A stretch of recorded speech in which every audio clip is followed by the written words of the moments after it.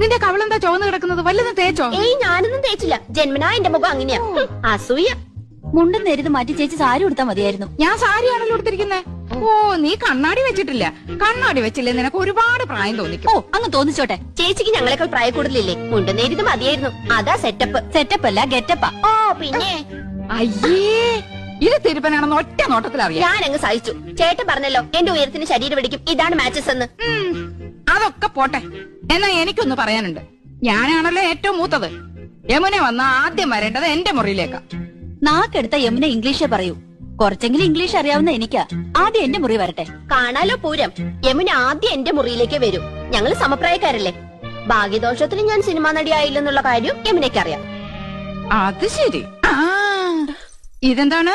Hi നെക്ലേറ്റ്. എവിടുന്ന ചേച്ചി? എന്റെ കൂട്ടുകാരി ഭവാനിയുടെ അടുത്തുനിന്ന് കടം വാങ്ങിച്ചതാ. ഇതൊന്ന് കെട്ടിത്തന്നേ. എന്റെ പൊന്നും കൊടുത്ത ചേച്ചിയല്ലേ, ഇത് എനിക്ക് തരുമോ? എനിക്കിതാ ചേച്ചി. അപ്പൊ രണ്ടുപേർക്കും വേണം അല്ലേ? എന്നാ ഞാൻ പറയുന്നത് അനുസരിക്കണം. യമുന ആദ്യം എന്റെ മുറിയിലേക്ക് വരുന്നു.